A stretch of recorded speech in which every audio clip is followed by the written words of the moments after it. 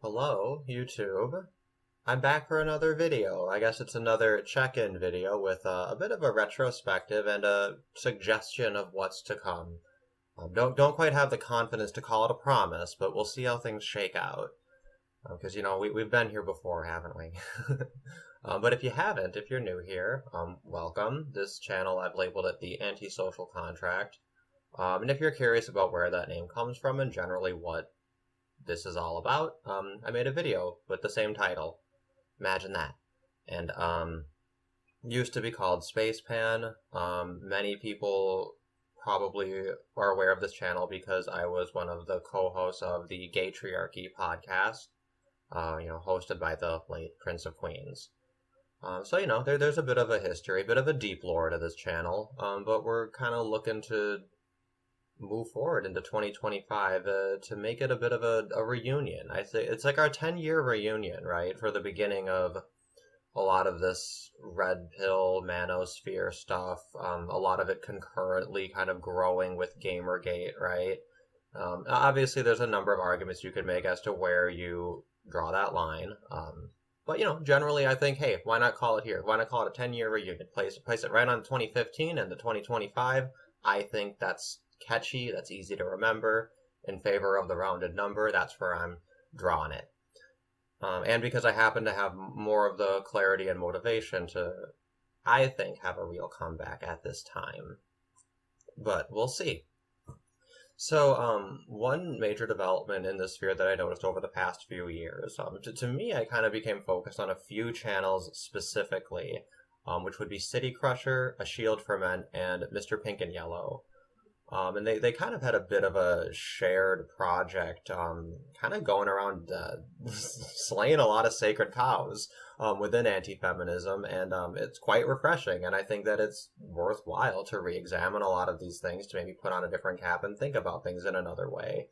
I think that City Crusher, has actually really cut through a lot of bullshit and led to a lot of clarity in a lot of these ideas. Certainly, for me, it's caused me to rethink maybe a few things. We'll kind of see how that shakes out, as I have various new videos and topics. But for now, I want to focus on, I guess, the major impetus for this video, or I guess maybe a straw. I wouldn't say a straw that broke the camel's back, really just an opportunity for, I think, clearing the air and figuring out what we're all doing and why, and kind of understanding where some of the sort of perennial or evergreen disagreements are. So City Crusher at one point banished me from his Discord because I got into too much of a long fight with a communist. And I'll speak more to that later. Mr. Pink and Yellow, he actually made a proper video about me. He was like, oh, yeah. You think that you can just be a capitalist and that's help a man without the government? You think you can do that? Yeah. Like, he's super funny. I love his speech pattern. It's a little, I don't know, I wish he'd calm the fuck down a tiny bit. But maybe not. Maybe I don't think I want that. I'm not sure. That video in particular is kind of the definition of not an argument, but that also I can get into later because it's related to the former. But most contemporaneously, I guess most relevant, it's just yesterday, A Shield for Men uploaded a video that prominently featured my detraction from a post that he had made the day prior to that. And it was a post he had about 3 copes within the Manosphere. First one there was that Middle Eastern women are oppressed. That's bullshit. No disagreement there. Thank you so much for stating that again. Obviously within the anti-feminist realm, we're kind of like the first ones to realize that and then being able to state it. But we are carrying the weight of all of humanity. So none of us have said it enough, no matter how many times we have. So I do sincerely thank you for drawing attention to that. It doesn't get said enough. The fact that it doesn't get said enough doesn't get said enough. So we're making up for that quota as well. But the other 2 points, I had something to say about. The second one was the artificial uteri and how it's going to solve all of our problems, right? Now, the artificial uteri is going to be an incredible boon to all of humanity, male or female. That's just a fact. That's just a given fucking fact. I could go further into that, but it does just boil down to Luddism. I can only assume that if you have a lot of consternation and fear about artificial uteri, then like you're the same kind of person who's clutching pearls over AI. And I can only imagine that like every morning you wake up and you mourn the loss of the horse and buggy industry. So I don't know how to help you. That might have to be a whole separate video. But I kind of realized that I can understand, or at least I'm trying to understand, why he thinks that that's such a horrible cope. Like for people to get really excited about that, kind of white pilled on it. And what I realized is, anytime that you propose an individual change, technology, strategy, right? Any one given thing, and then you want to imagine how it's going to impact the future. Well, I mean, naturally, the first way you're going to start conceiving of it is by kind of keeping everything in stasis, right? And then imagining the one thing changing over time. And obviously, we all know what the butterfly effect is, right? We all know that any number of other things are going to happen and that it's going to affect other things in other ways that are going to be less obvious. And it's going to be this great cacophonous, chaotic thing, right? And nobody is truly Miss Cleo, not even Miss Cleo. But I also feel like that kind of goes without saying, but maybe it's not that obvious. I can totally see how people kind of like keep a fixed stasis in terms of the society and culture. You add the artificial uteri, or you add birth control, right? And then you just say, okay, well, right? And then all these negative externalities just develop in tandem and I'll catch up with you. So there's definitely an interesting conversation to be had there. I don't think he's having that conversation. I think he's saying that it's not going to fucking help anyone at all, and it's totally stupid, and it's just a cope. And it's like weird to me that he almost took the exact negation of, the irresponsible white-pilled aspect of it, when, like, realistically, we're just saying that the artificial uterus is going to shake things up, and it is going to give men more power over their own lives and more freedom. Absolutely. And it's just, it's like self-evident. Like, that's not pie in the sky nonsense. That's just the literal immediate consequences of that technology existing. Oh, and he says, oh, well, it's only going to be for rich men. You fucking idiot. You socialist fucking retarded commie boomer idiot. Luxury goods get cheaper and more accessible over time. This always happens. Go to Temu if you don't believe me, right? Shit, if you could go and look at the shit on Temu and show it to people just like 20, 30 years in the past at the price point it is, like, do you even know what electronics are, right? Have you looked at hard drives, right? It's absolute fucking retarded nonsense, this ludus position. And I realized, these fucking European men, these socialist bastards, they're fucking broken. They're broken as fuck, and it's pathetic. But we'll get into that a little bit later. The third one, and this is the most important one, is he thinks lookism is a cope, right?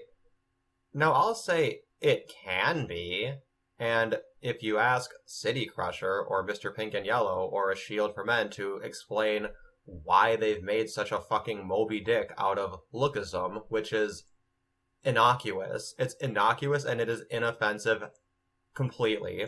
Well, they're going to explain how it has a very, very specific application and that some people use it to load very, very dense other bells and whistles to it, and that's what they're against. And that's called a subcategory of a thing, okay? You don't get to just go all the way down to a specific niche, particular, rare variant and version of a term.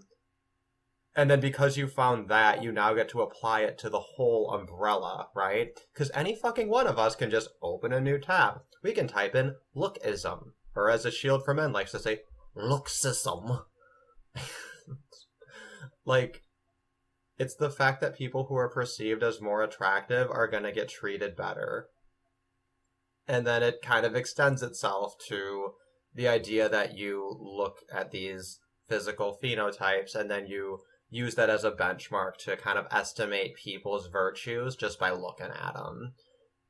And I would say that to some degree, these things, if you have one, they're going to create a feedback loop because a person who's treated very well is going to have, a better time getting educated, getting trained, a more positive experience in anything that they do or try just across the board.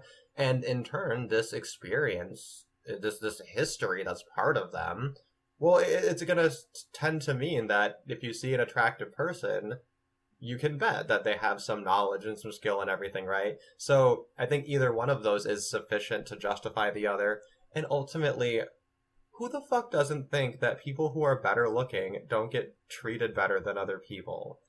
And like, I can understand that, let's see, I can understand why, like, you'd want to go up against this if you think that it's, like, harmful to men. And that's where the black pill and inceldom come in. And as you might remember, I am the Chris Crocker of the incels. Don't fuck with incels. I will end you. I'll fucking kill you. Stay away from my incels, okay?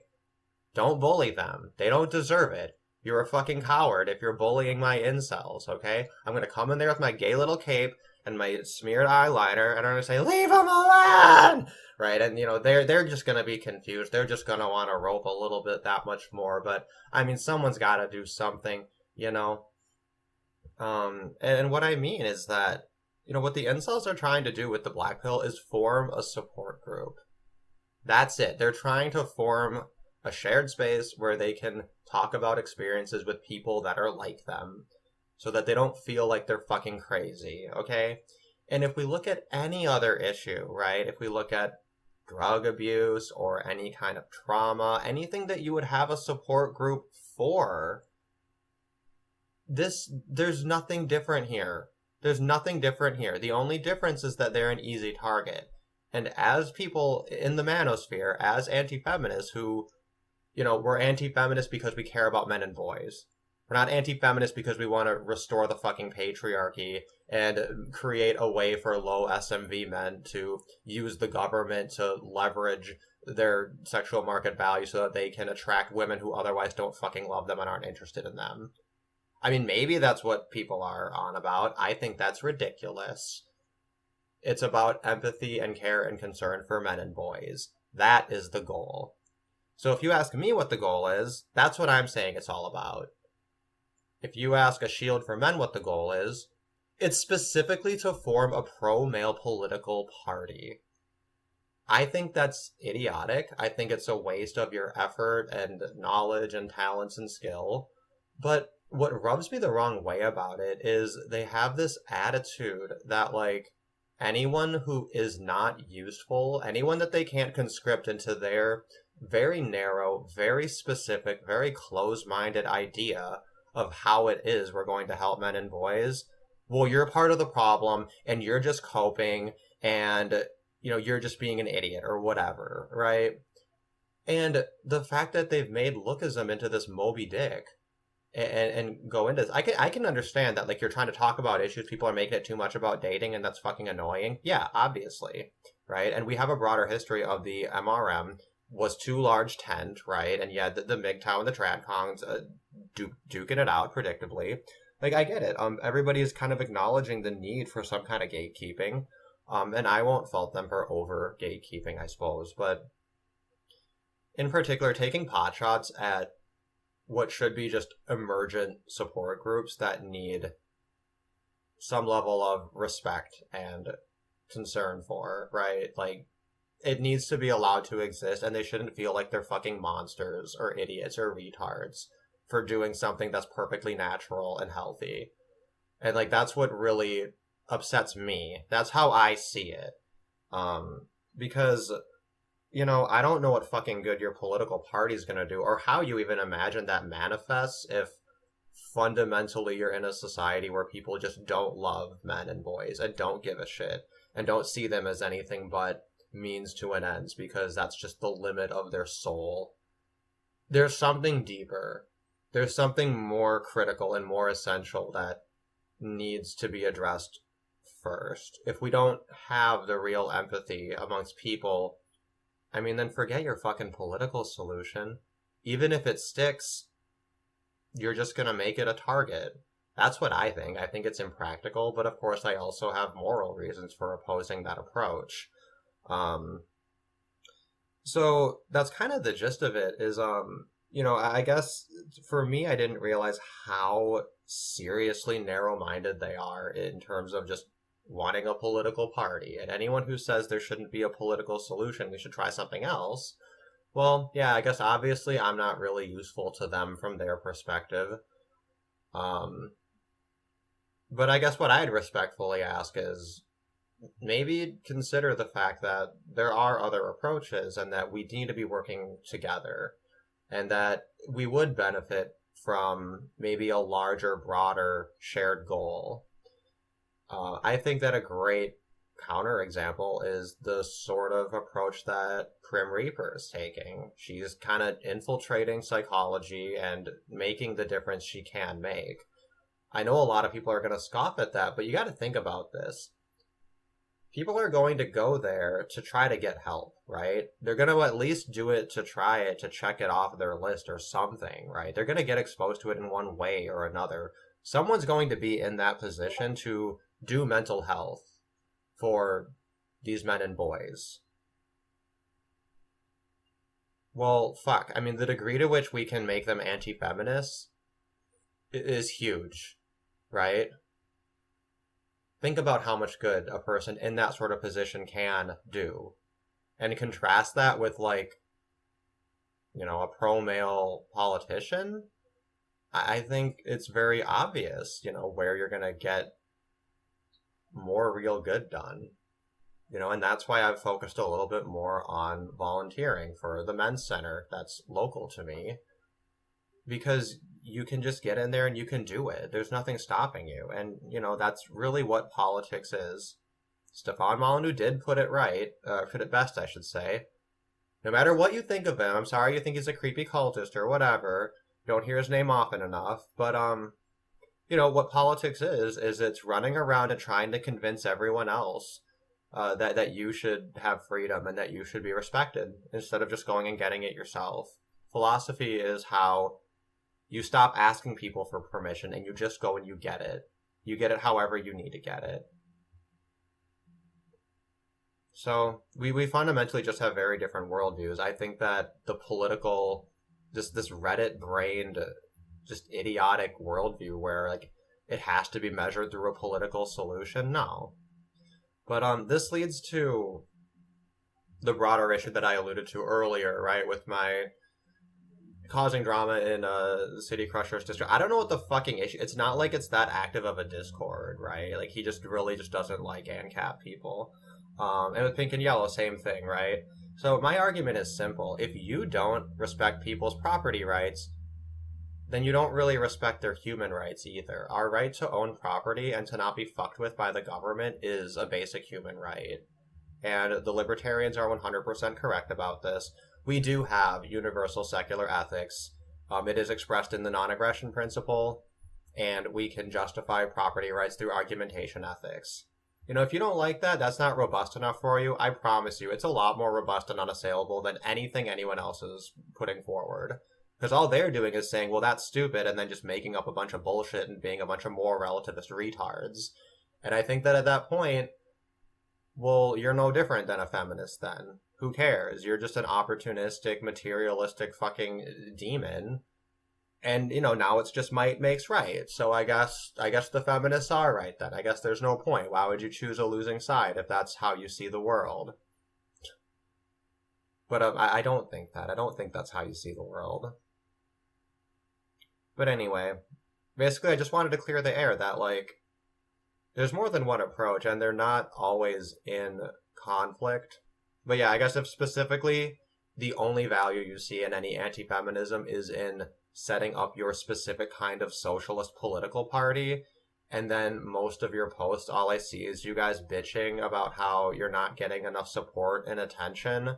Well, yeah, you set your tent real fucking narrow, and then you didn't even do a very good job of it, because you just chose, like, mindless, like, European socialist garbage, because it's just the first fucking thing that came to your mind, and there's no deeper principle to it. That's how I see it. So then in terms of the broader idea, the broader kind of big tent sort of meta group that I'm conceiving of, I think that we've been approaching this totally the wrong way, okay? Feminism isn't like an evil demon. It's more like a lich, right? But feminism isn't the lich. Feminism is merely one of the phylacteries. The phylacteries are Judeo-Christianity, Islamo bullshit, so the three Abrahamic religions, or as I just call them, the three Jewish religions, feminism, and all forms of statism or archism. I like that, archists. It's the government, it's religion, it's feminism, right? That's the government, that's culture, that's the spirit. Sorry, I messed up the numbers there, but you get it. Those are the three phylacteries, largely speaking, and they need to all be destroyed simultaneously, because if you keep one of them intact, then it will revive the other ones, and it will keep the lich alive. And the lich is moral relativism. That's the Voldemort. That's the enemy.